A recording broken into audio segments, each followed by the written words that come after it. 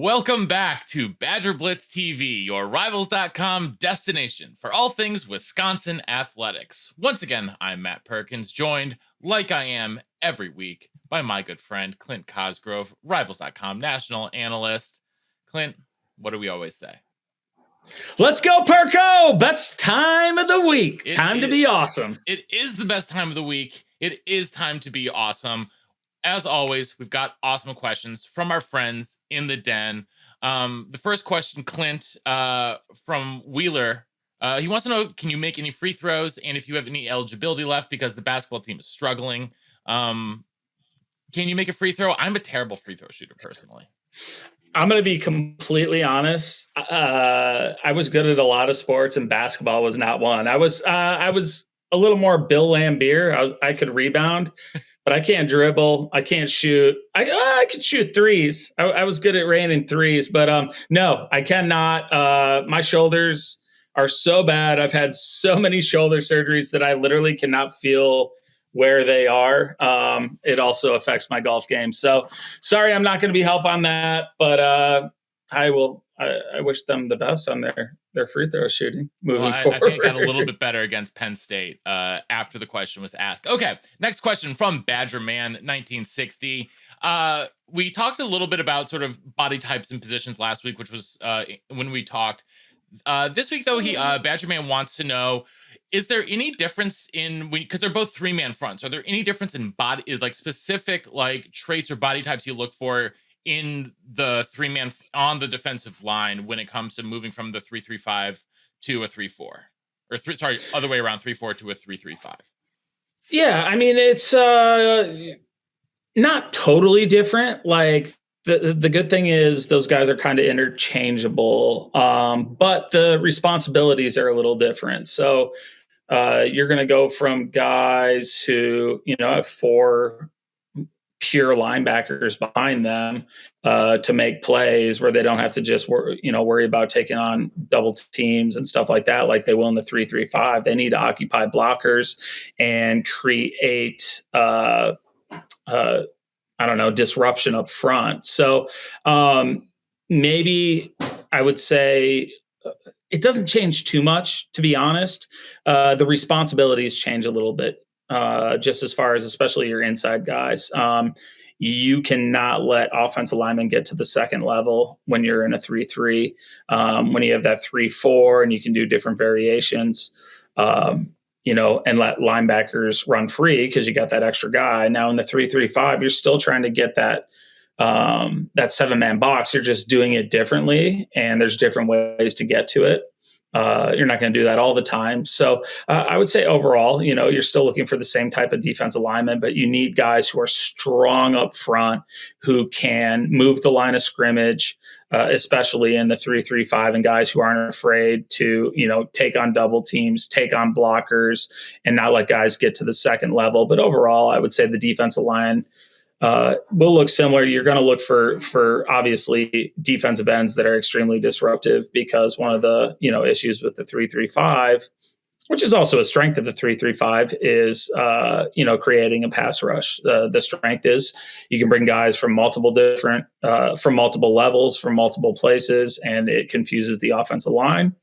But at the same time, you need guys to win one-on-one battles up front in the pass rush game. So I think the defensive ends become very important, and your defensive tackle needs to be a big, strong guy like Jamel Howard who can be disruptive, isn't going to get knocked off the ball. But overall, I think they'll be going for more elite players, period.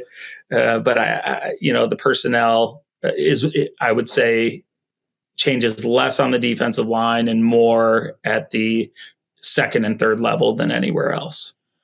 The one you talk about, the defensive line, obviously in my lifetime following college football, I think defensive line is the hardest position to recruit, just because the body type scarcity, right? When you're looking for those, ideally if for the end 6'5", 285, 290, and just kind of thick, who can stand up against the run and get after it after the pass. Like those types of athletes do not grow on trees, especially in the upper Midwest. And so, I think that it's it's going to be reliant on that and able to, when there is the Justin Scott type who is in the upper Midwest, when there is, one of those guys who is a truly elite national talent, to be able to be at the level where they are truly in on those guys every single time, if they're going to make that 3-3-5 work, especially being able to hold up against, people rag on Iowa, rightfully so, but it's not like their offensive line isn't going to come down and beat the crap out of you 45 times a game while they're handing the No ball off. They question. might be getting 2.8 yards per carry, but they're still beating the crap out of you. If you don't have enough of those big bodies that can handle it, they're going to eventually wear you down, the old Wisconsin way in a lot of ways. That, however, is going to be changing under Phil Longo. When we saw the Badgers bring in 4 transfer portal wide receivers, young guys too, all 4 of these young guys to fill in for a wide receiver room that had gotten a little bit thin. Clint, one of the questions, though, because of bringing in those 4 transfers, Schutzman wants to know if you see that sort of changing the way the Badgers attack recruiting the position over the next few years. Will we see less scholarships afforded for the 2024 class, especially? It's hard to say without looking at their board and knowing what they're looking for. I would say that this offense requires more receivers, so there's going to be more scholarships allotted to that position, and it is not you can't get away with just having average guys. So if you don't feel the receiver room's good enough, I think the scholarships will continue to go out and they will continue to pursue receivers regardless of how many years they have left. I think you look at kind of the NFL approach where you analyze your roster, and if we're really strong in one area and we have a young guy who's going to develop and eventually be strong, but we're soft in another area that we need immediate help in, and which receiver could be one of those positions, I think you could keep on recruiting them, and they're just more necessary. I mean, same thing with changes on defense or offense, whatever it may be, schematically. You need to have the playmakers to run your offense. Phil Longo's offense is largely based off receivers and quarterbacks. So if the guys they bring in are studs right away, then you're a lot more selective on what you take coming out of the high school ranks. Maybe you take one less, but I think continue to pursue receivers at a high level, but they're also at the same time not going to take guys who aren't elite talents. The guys they've offered are big time players. They are fits for the new offense, and it's hard to know without really seeing their board, without really being at practice every day and evaluating what they have, what they need, where the holes are. Obviously, there was a hole at quarterback. You'd never think that they took so many quarterbacks, but they did. So they're going to do what's necessary to win and to make the shift to their new schemes as soon as possible. So that's really speculation right now. I think they will continue to go hard after receivers until they feel comfortable with it and fill holes along the way. So, that's just speculation, but I think they will continue to recruit the receiver position hard. I would be shocked if there were less than 3 receivers in the 24 class. I would agree. Yeah, I think you need a room with at least 15, probably 15 guys in there, 12 to 15 guys at receiver, considering, if your base is 3 to 4, 3.5 receivers effectively out there, I mean, you need a lot of guys to cycle through. Yeah, I mean, even when I was there and, we were Anthony Davis was the running back. We had a bunch of backs. We were running team. We still ran a lot of 11 personnel, but our receiver room was probably 12, 13 deep at that point anyway. So if you're going to go 10 personnel, I'd imagine that you're going to continue to recruit guys. Yeah, and you're going to need all different body types for that too. Yeah, and then you like the hybrid type, like Robert Booker that they're bringing in. Maybe he takes a receiver spot. Now Grant Steck's more of your traditional tight end, but maybe he counts as a receiver. No, he turns into my favorite thing, the jumbo slot. The jumbo slot, exactly. So, and that is part because Phil Longo's offense is heavy 11 personnel. So, it'll be interesting to see, but they're going to continue to they want playmakers at positions that make plays. A dynamic wide receiver can change the football game, can change field position really quick, and you just can't have enough of those guys. You know, you got to have the offensive line as well. So it seems like they feel pretty confident with the guys that they have and have brought in through the transfer portal. So yeah, they should continue to go after those wideouts, and those are the playmakers. Yeah, well, speaking of playmakers, they've been offering, a couple more running backs here. We've seen a lot of talent come through junior days, but another junior that was offered recently out of DC was DaJaun Riggs. And Clint, I wasn't as familiar with the football stylings of young Mr. Riggs. I turned on the tape and I was blown away. Like I was blown away, and it just screams balance, like elite balance, especially given his size. It was I was, and it was, he's not ranked right now, but this is a kid I think is just going to blow up here. Be. Yeah, he will be. He's going to be ranked very soon. The rankings come out very soon, so he'll have a rating very soon. Yeah, because he needs to have one, because this kid is. I could see him being, a super regional prospect, if you will. I really like a lot of the traits that I see on film. Tell me what you see, and maybe some areas of improvement if you were to bump him up to, an eventual sort of like top tier level recruit. What you would want to see out of him. Yeah, so just looking at the film, he's a big body, extremely skilled. I don't know if there's elite speed there, but the size, the lateral cutting, the vision, the burst, the short speed, and the ability to run with power and run under your pads are all there. You'll see it in this very first clip. But the first part of this is very special. So you watch him here, sidestep, cut back, make a guy miss. And then right here is where he seems to get a little heavy footed. Now, maybe he's just striding out. I don't know. If he does have elite top end speed, he is an elite back because, like you said, the size. And then you love when he sees a hole, he hits the hole.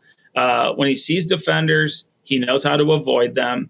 And then his balance is phenomenal. As you see there, he just keeps his legs churning. He keeps going. And, he's a guy that I just see having a ton of upside. I want verified long speed on him because that's pretty much my only question on him right now. This is a very Wisconsin type of back in terms of he can run gap scheme. You see his lateral movement. And then, his vision, in a zone type scheme, again, just going back to the way he sees the field and his initial burst is what you really like. The cutting ability, like you see right there, stands out. He dips his hips. He's got incredible upside. And the more I watch this film, the more I question why I questioned his long speed. But I think he can be very special. He is a kid that will be ranked moving forward.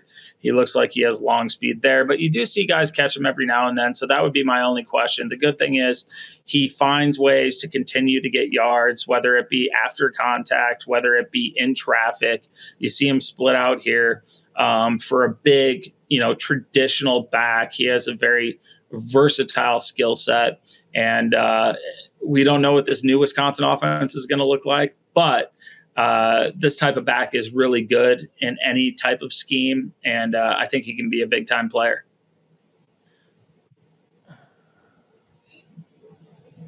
Yeah, I am, as you could probably guess by the way I just introduced him, I'm a fan. I'm definitely a fan. And you mentioned some of the long speed issues, and yeah, he definitely does run a little bit upright, and I think that is a trait that with good coaching, that can be cured pretty quickly. We've seen guys in the past who have had huge drops in their seed between sophomore and junior and senior years because they've gotten really good speed coaching. How much is I don't think people talk about some of these like very specific areas of coaching that can be such a big deal. You've, worked with like speed coaches and specific strength coaches. How much of an advantage can working with one of those guys given a recruit? It really depends, to be honest. Like, a lot of speed is God given, and has to do with your body's development. Now, there's ways to maximize your speed, and speed coaching in those terms are huge. Most of it comes with the start. There are things that you can do. Speed coaching, elite speed coaching, can definitely make a difference. A lot of the strength training program will be developing body mechanics, developing turnover. So there are ways to improve it. What I guess I was trying to say at the beginning is, you have to have that innate ability. You're not just going to get fast because you have a good speed coach. But if you have that ability, that physical skill set, and you have elite speed coaching, then that can pay major dividends, especially with the start. And like I said, just the long speed part. But yeah, no, overall, very, it's something that some guys will get slower as they develop. Some guys get a lot faster. For instance, who was it that you were talking about earlier that dropped like a second off of their Jonathan 100? Taylor, between his junior and senior Oh yeah, seasons, Jonathan Taylor. Yeah. dropped I think like a second or nearly a second off of his 100 time.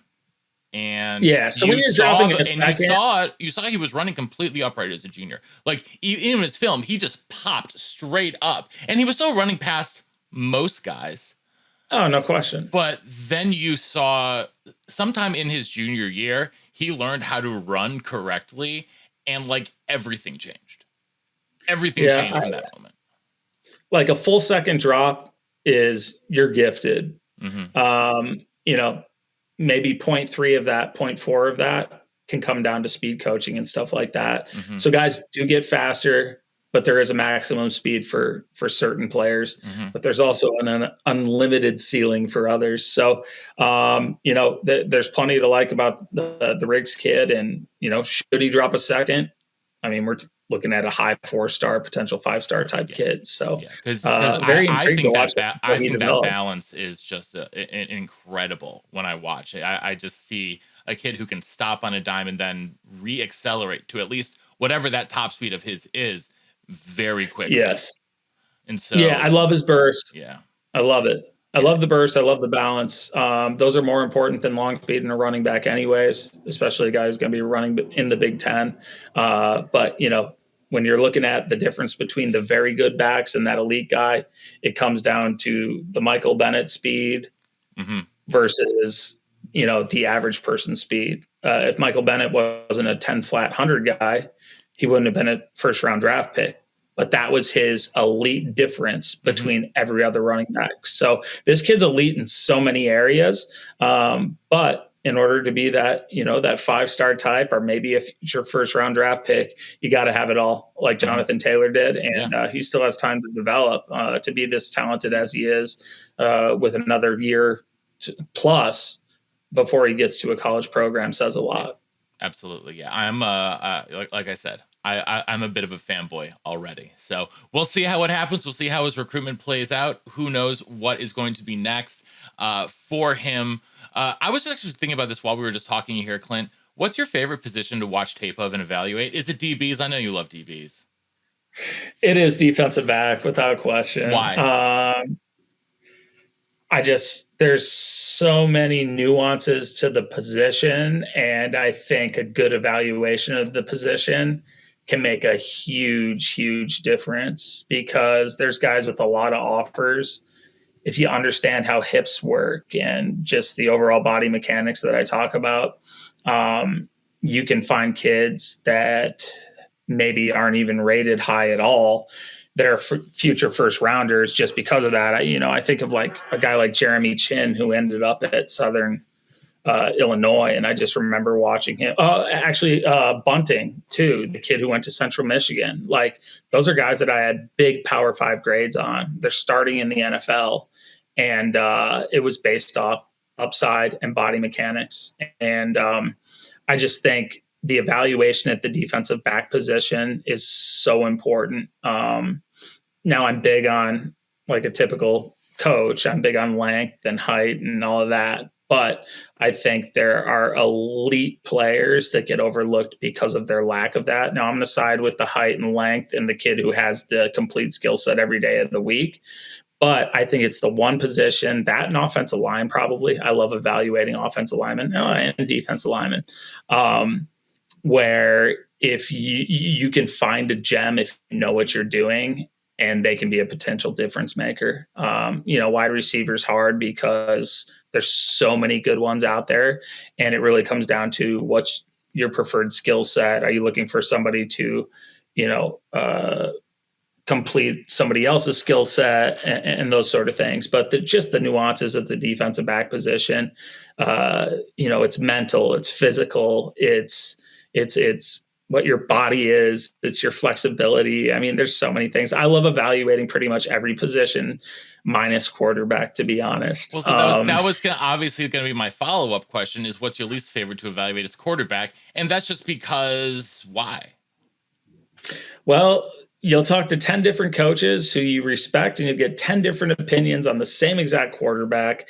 They'll tell you how one coach will be like, oh, his release point, love it. The mechanics are good. Another coach will be like, I just couldn't take him because of the release and the mechanics and stuff like that. So it's really in the eye of the beholder. And we've seen guys with versatile skill sets be very successful. There's a reason you see a lot of FCS quarterbacks go on to the NFL or even start in the NFL. It's much like offensive line, where if you do know how to evaluate it and project it, you see guys with no stars getting drafted very high. So, maybe I don't like quarterback because maybe I haven't mastered it yet. I feel like I've mastered the rest of the positions.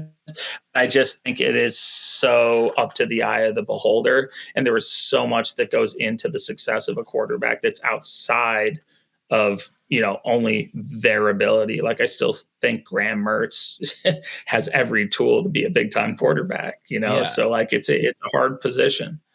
And I think the other thing when it comes to that, especially when it comes to game film, if you're an offensive lineman, there are 5 offensive line positions. There are, a lot of times 3 wide receivers on the field, multiple running back sets, multiple tight end sets.